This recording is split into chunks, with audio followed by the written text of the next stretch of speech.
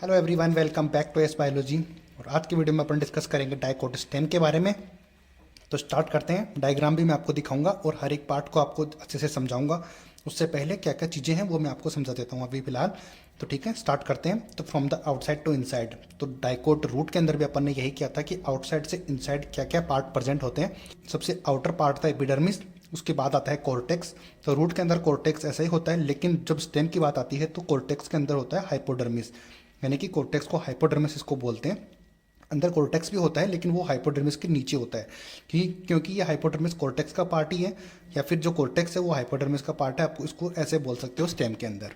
ठीक है, तो फिर नेक्स्ट पार्ट आता है एंडोडर्मिस, फिर आता है पेरीसाइकिल, फिर वेस्कुलर बंडल और आता है पिथ। तो एक एक करके अपन सबको डिस्कस करते हैं। अपन डाइकोट रूट में भी अपन ने यही देखा था। ठीक है, देखो एपिडर्मिस क्या होता है। देखो क्यूटिकल प्रेजेंट होती है। एपिडर्मिस जब बाहर वाला पार्ट होता है, तो स्टेम है, स्टेम हमेशा बाहर रहता है, क्योंकि रूट तो जमीन के अंदर होती है, तो उसको ज़्यादा कुछ प्रोटेक्शन की ज़रूरत नहीं पड़ती। बट स्टेम बाहर की तरफ होता है, एयर में प्रेजेंट होता है, तो उसके अंदर क्यूटिकल प्रेजेंट होती है, ताकि जो अनवांटेड चीज़ें उसके ऊपर जमा होते हैं उनसे उनको कोई नुकसान ना हो। जैसे कि धूप हुई, पानी ज़्यादा हुआ, तो इस तरीके से उनको हेल्प करते हैं ये। आती है बात समझ में। फिर क्या होता है कि multicellular root hair present होते हैं। ये मल्टी सेलुलर यानी कि जो एपिडर्मिस होती है वो मल्टी सेलुलर होती है। इसके ऊपर रूट हेयर भी प्रेजेंट हो सकते हैं और फ्यू स्टोमेटा भी प्रेजेंट होते हैं। तो स्टोमेटा तो इस पर प्रेजेंट होंगे ही जब स्टेम की बात आती है, तो क्योंकि अपन स्टोमेटा के अंदर पढ़ेंगे कि इससे फोटोरेस्पायरेशन या फिर इसके अंदर वो CO2 वगैरह को आउटसाइड टू इनसाइड कर सकता है। ठीक है, अब नेक्स्ट डिस्कस करते हैं अपन कॉर्टेक्स। तो कॉर्टेक्स का पार्ट को बोलते हैं हाइपोडर्मिस। स्टेम की बात करते हैं तब। ठीक है, तो देखो पढ़ते हैं एक एक करके। तो फ्यू लेयर्स प्रेजेंट होती है जो कि मेडअप ऑफ द कोलेनकाइमा। ठीक है, तो डाइकोट रूट में अपन ने देखा था पेरेनकाइमा की होती है, बट स्टेम की बात आती है तो ये कोलेनकाइमा का बना हुआ होता है। ये डिफरेंस ध्यान रखना आप हर एक बात का। मैं डायग्राम पे आपको दिखाऊंगा हर एक चीज़। देखो डायग्राम चेक ही कर लेते हैं अपन। तो सबसे पहले अपन ने पढ़ा था एपिडर्मिस। तो एपिडर्मिस के ऊपर ये देखो ये रूट हेयर प्रेजेंट होती है ना, एपिडर्मल हेयर इनको बोलते हैं अपन। इसके नीचे क्या प्रेजेंट है, हाइपोडर्मिस, जो कि कॉर्टेक्स का पार्ट है। तो ये है हाइपोडर्मिस। ठीक है, इसकी नीचे वाली लेयर ये वाली हाइपोडर्मिस। आप ये डायग्राम देख लो या फिर अपने पिक्चर इसके अंदर बना लो माइंड के अंदर, ताकि आपको समझने में ईजी रहे। ठीक है, कोलेनकाइमा सेल की बनी हुई होती है तो provide mechanical support to the new plant. तो ये क्या करती है कोलेनकाइमा में, जब आपने पढ़ा था कोलेनकाइमा तब भी मैंने आपको बताया था कि डाइकोट जो स्टेम होता है उसमें ये प्रेजेंट होती है कोलेनकाइमा। तो वो है कि मैकेनिकल सपोर्ट अवेलेबल करवाती है नए नए प्लांट को। ठीक है, तो अब आता है मेन पार्ट कॉर्टेक्स वाला। तो कॉर्टेक्स देखो प्रेजेंट अंडर द हाइपोडर्मिस। मैंने यही बताया था कि कॉर्टेक्स को हाइपोडर्मिस इसमें बोल देते हैं, या वो हाइपोडर्मिस के नीचे ही कॉर्टेक्स प्रेजेंट होगा। तो वही बात यहाँ पे लिखी हुई है। और इसमें होता क्या है कि इसमें गोलाकार यानी कि सर्कुलर पतली भित्ति वाली, यानी कि जिसकी वॉल एकदम पतली होती है, पेरेनकाइमल सेल्स की कुछ परतें प्रेजेंट होती है। अब ये देखो मैं दिखाता हूँ आपको। ये देखो ये हाइपोडर्मिस था, इसके नीचे होता है ये कॉर्टेक्स। होता ये पूरा एक ही पार्ट है, बट इसको बोलते हैं हाइपोडर्मिस। अभी हाइपोडर्मिस के बीच के अंदर ये सेल्स प्रेजेंट होती है, कुछ परतें प्रेजेंट होती है, बट मैंने दो ही बनाई है क्योंकि ज़्यादा नहीं बना सकते, अपन को सिर्फ समझने का मतलब है।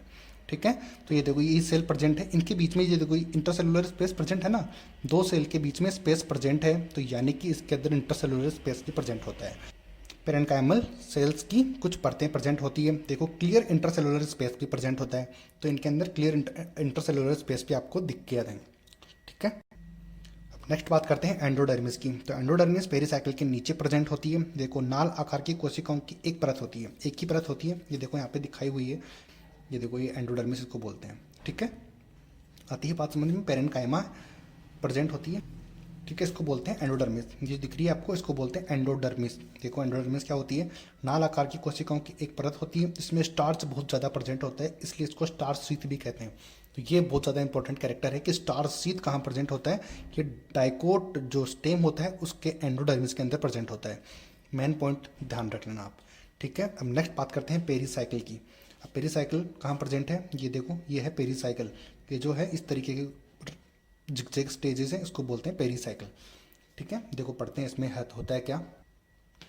ये देखो इसमें स्क्लेरेनकाइमा की कोशिका यानी कि सेल्स जो सेमी लूनर पैचेस के अंदर प्रेजेंट होती है, अर्धचंद्राकार समूह में प्रेजेंट होती है। हिंदी और इंग्लिश दोनों मैंने लिखी हुई है। अब ये देखो हाफ चंद्राकारी तो है, आपने देखा होगा कि सेमी लूनर इसी तरीके से प्रेजेंट होती है, ये सेमी लूनर तो है। ये देखो इस तरीके से ये प्रेजेंट है, जिसमें पहाड़ पहाड़ से बनी हुई है, इसको बोलते हैं सेमी लूनर। ठीक है, पैचेस के अंदर प्रेजेंट होती है। तो ये होती है किसकी होती है, स्क्लेरेनकाइमेटस सेल्स की बनी हुई होती है। तो ये बात समझ में आई है आपको कि मेडुलरी रेज बनेंगी जो कि वेस्कुलर बंडल होता है, वेस्कुलर बंडल के बीच में अरीय रूप से पेरेनकाइमेटस सेल्स की कुछ परत प्रेजेंट होती है जिसमें कि मज्जा किरणें बनती हैं। ठीक है, मेडुलरी रेज बनेंगी कहाँ पर बनेंगी, जो वेस्कुलर बंडल होते हैं उनके बीच के अंदर। ये देखो, ये मेडुलरी रेज बन रही है ना इनके बीच में, जाइलम और फ्लोएम के बीच में, ये है मेडुलरी रेज। आ गई बात समझ में, ये जाइलम और फ्लोएम के बीच में तो बन रही है। ठीक है, ये देखो सब वेस्कुलर बंडल के बीच में अरीय रूप से, कि दो वेस्कुलर बंडल हैं, ये दोनों वेस्कुलर बंडल हैं, इनके बीच में बन रही है 1 2 3 है, तो इन दोनों के बीच में बन रही है मेडुलरी रेज। ठीक है, इसको बोलते हैं मेडुलरी रेज बनती है। कहाँ बनती है, पेरीसाइकिल के अंदर, यही मैंने आपको बताया। नेक्स्ट बात करते हैं वेस्कुलर बंडल की। तो a large number of vascular bundle are arranged in a ring. तो ये रिंग के अंदर प्रेजेंट है, ये जाइलम फ्लोएम देखो, ये रिंग के अंदर प्रेजेंट है। डायग्राम में सब आपको समझ में आ रहा है। ठीक है, रिंग में प्रेजेंट है। Ring arrangement of vascular bundle is a characteristic of dicot stem. तो ये भी बहुत ज़्यादा अरेंजमेंट है कि जब मोनोकोट आएगा तो उसके अंदर ये रिंग में अरेंजमेंट नहीं होंगे, इस तरीके से बिखरे हुए होंगे। ठीक है, लेकिन डाइकोट स्टेम के अंदर ये अरेंजमेंट होता है रिंग के अंदर, और ये रिंग के अंदर अरेंजमेंट होना ही डाइकोट का ये करेक्टरिस्टिक होता है। ठीक है, इसके अंदर जो वेस्कुलर बंडल होता है कॉन्जॉइंट, ओपन, एंडार्ज और प्रोटोजाइलम इसके अंदर प्रेजेंट होता है। ठीक है, एंडार्ज प्रोटोजाइलम होगा, ओपन होंगे और कॉन्जॉइंट टाइप के वेस्कुलर बंडल प्रेजेंट होंगे। इनकी मैं अलग से ट्रिक भी बनाऊंगा, लेकिन अभी तक आपको ये ध्यान रखना है। नेक्स्ट बात करते हैं पित्त की। तो पित्त के लिए मैंने आपको समझा ही दिया था, डॉक्टर नो पित्त करना है कि डाइकोट रूट के अंदर पित्त प्रेजेंट नहीं होती, बाकी सारा इसको अपोजिट कर दो। तो इसके अंदर भी प्रेजेंट होती है, प्रेजेंट इन सेंटर के अंदर। ठीक है, आई होप कि आपको ये वीडियो पसंद आया होगा। अगर वीडियो पसंद आया है तो लाइक, सब्सक्राइब, शेयर ज़रूर करना। मिलते हैं अगले वीडियो में। Thank you so much.